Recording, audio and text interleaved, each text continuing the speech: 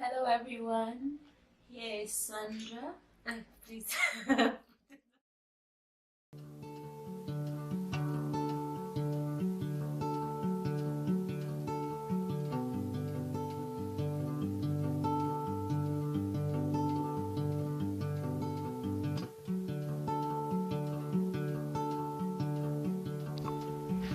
Hello everyone, this is Sandra. Today we're going to have a chat with a woman that I've learned so much from, a woman that I so much admire for her courage and her determination. She's all the way from Botswana, and at the age of 45 she decided to pursue her dream of becoming a medical doctor. That is so inspiring, and that is a lesson to everyone that you are not late to pursue your dream. You can still accomplish whatever you want to accomplish.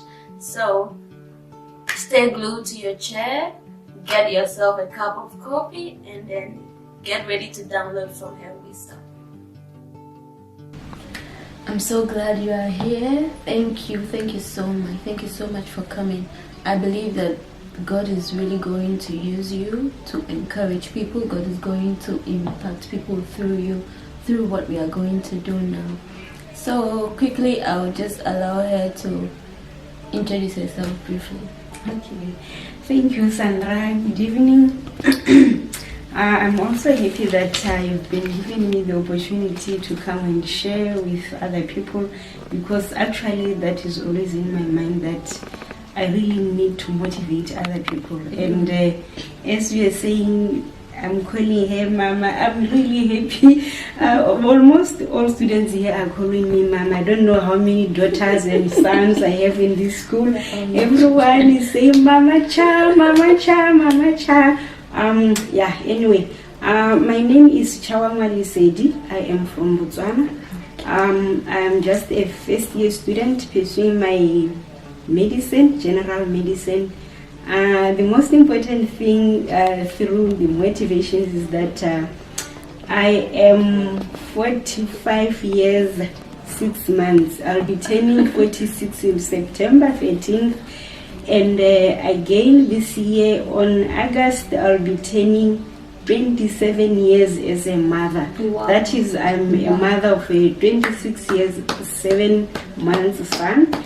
And again, something which is interesting, or maybe it will be an alarm to other people to say, why is she saying so? In August this year, I'll be turning 15 years as a married woman, and again turning 14 years as a widow. So I think some people will be touched by that, but don't worry, don't be touched. That's all God's will. God wishes so. It can happen that. So that means you are married for? I've been married for only 1 year.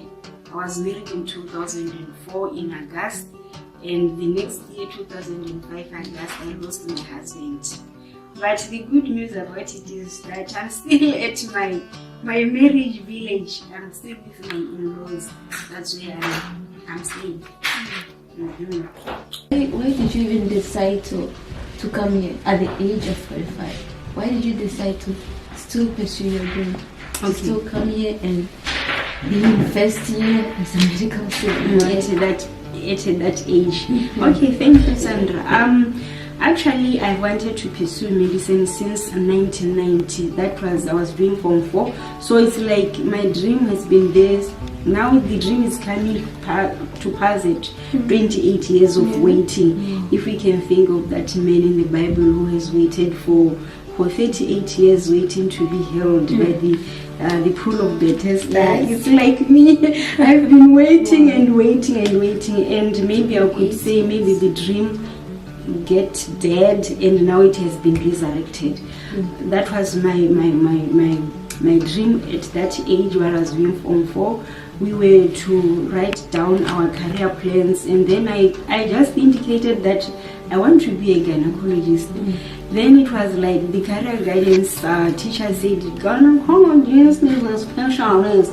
You cannot do gynecology before you do medicine. You're supposed to study with medicine. Then I said, yes, I'll do medicine. He responded, you cannot do medicine because you are not a student doing pure sciences. During our time, we were having 3 categories of sciences: the pure science, then the physichem, that was combining physics and chemistry and doing biology purely, and then there was this combined science. So I was doing the physichem sciences. So then that's how my dream was maybe shut, I don't know. Then I just said, okay, fine, I'll do nursing. So that's where I ended up. And when you were writing that down, you saw everything. You saw that it was not really possible because of what you were studying. Yes, like the teachers were guiding us on our career. So we were already given forms, pre-given forms to fill in. So I filled in that I want to be a gynecologist.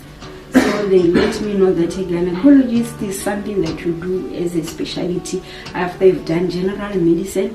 Then I was happy that, okay, fine, I'll be a doctor. I'll start with general medicine. And it was like, no, according to the sciences that you are doing, you can't do that.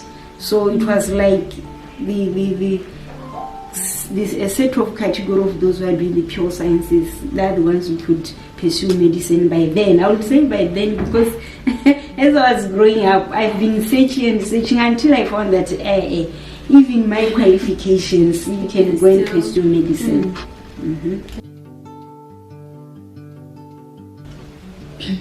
So when you decided to come here to pursue your dream of becoming a medical doctor, I'm sure you told your family members, your friends, people at work and all that.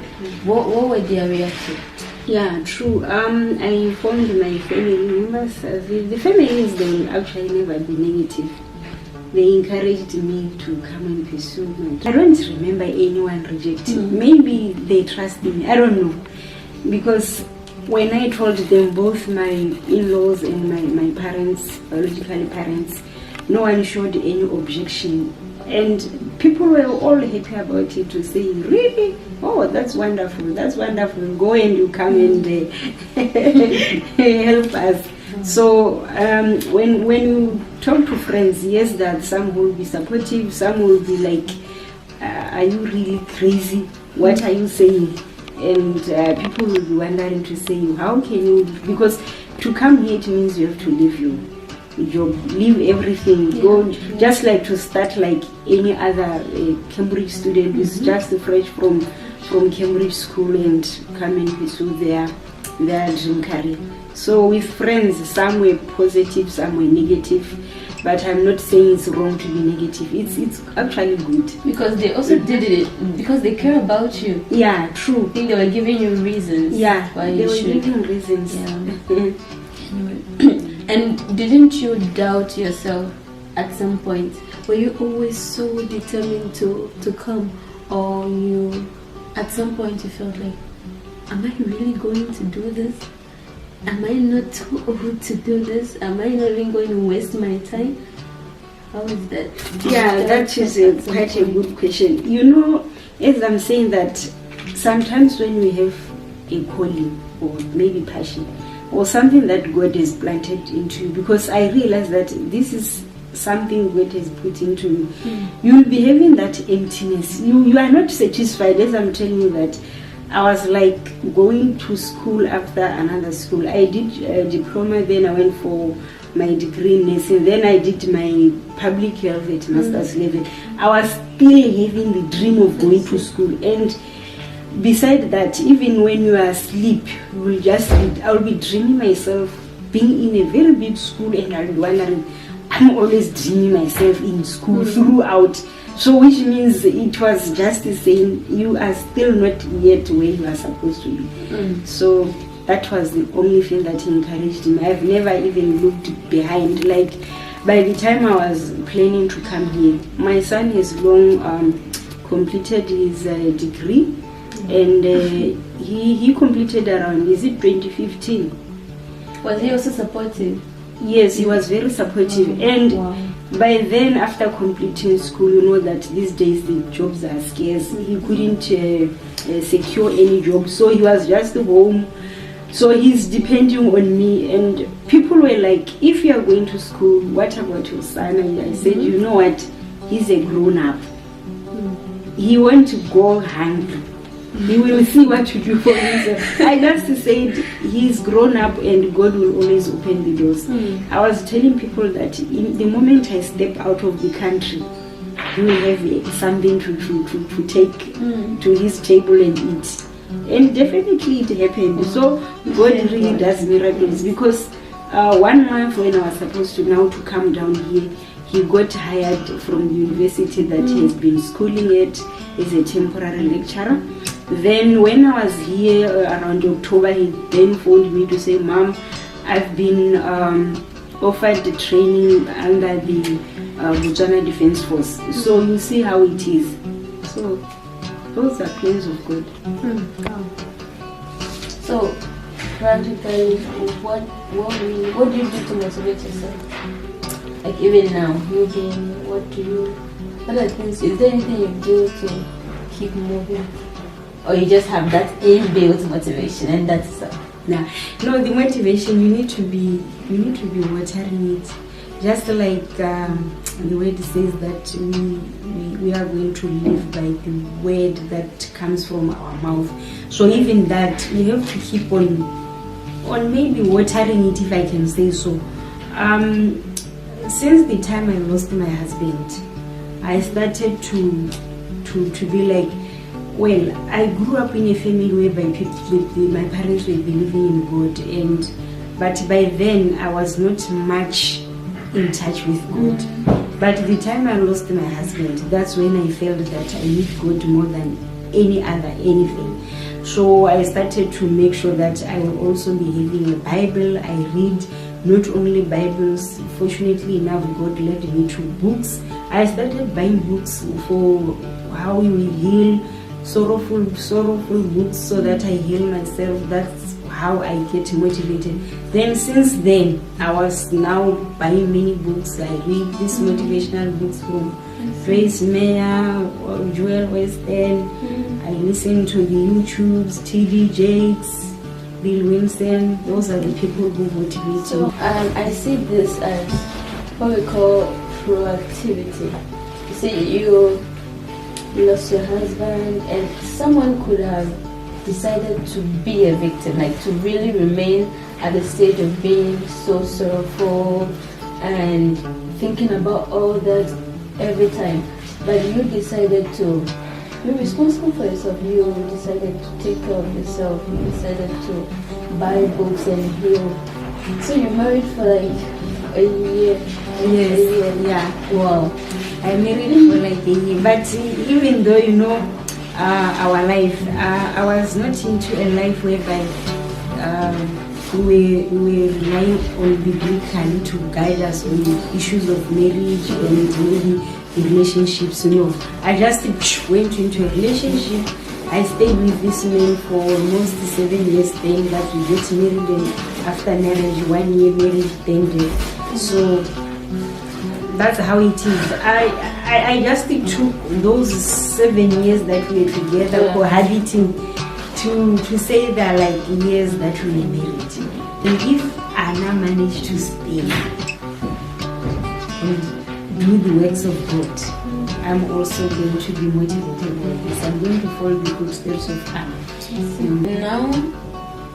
Now what's your take on cohabiting? Okay, since I was saying that I wasn't much that closer to God until the time I lost my husband. Then after I lost my husband, that's when now I was a bit close to God. I was now relying on my Bible. That's when I even looked back to see even that cohabiting, it is not biblically, in the eyes of God, it is not good. But thanks to God, when you repent, He forgives you. Yes, He's always a God who is full of mercy, who forgives you. Okay, so what's your greatest blessing? What can you say is your greatest blessing? Yeah, my greatest blessing, I'll start with the life. when you are alive, that's a blessing. Yes. Alive and healthy. I am happy that I grew up. My parents took care of me. They sent me to school. I get married. Some people are not married. I parted with my husband through death, and I've got a son.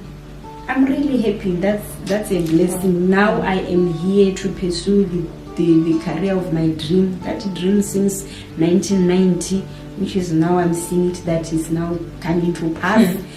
And with a lot of dreams of really what is it that I'm going to do to my country. I really have got a lot. Wow. Many dreams.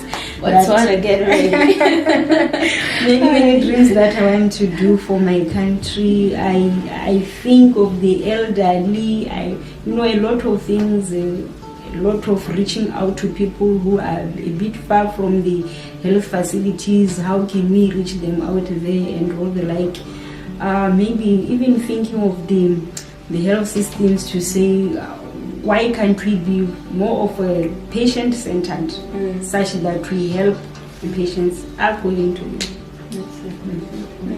And is there any mistakes that you've made that maybe we can learn from? Yes, in life there are always some mistakes. There was a time when I was still at a primary level. I was thinking that I'm going to have a child when I'm 28 years, and I was planning that by 28 I'll be married. I don't know where I got that 28, but the 28 just came to me to say, I want to have a child when I'm married at 28 years. But believe me, I had a child at the age of 18 years, 11 months, and that's when I had a baby, just straight from Cambridge, and that was a mistake. And I learned from the mistake and said, oh, I did a mistake, God forgives me. Alright, so I want you to just say your last word, any advice you want to give people, whatever you can. Just say to us your last words. Okay, thank you. My last word is people have to understand themselves, believe into themselves, and above all, seek help from God. Seek help from God. I know sometimes it could be difficult to hear from God. It is not easy for most of the people to say, how really do I hear from God? Because sometimes God will be talking to us, not a very audible voice that you will hear. He talks to us differently. And even talking to us through other people. God sometimes can send someone to you. And now I think it depends on how much you discern to say this is someone whom God has really sent. Alright, so I just want you to know that you are never too late to pursue your dream. I don't know what that dream is. I don't know that idea that God has inspired you with. But just know that it's never too late to pursue it. It's never too late to come to medical school. It's never too late to write that book. It's never too late to start that business. It's never too late to do anything. So I just hope that someone gets encouraged by this. I just hope that this pushes you to step into your greatness. This pushes you to find out what God has put on the inside of you and cause you to pursue them. Thank you, Mama Chaa. Thank you so much. Thank you. Can't wait to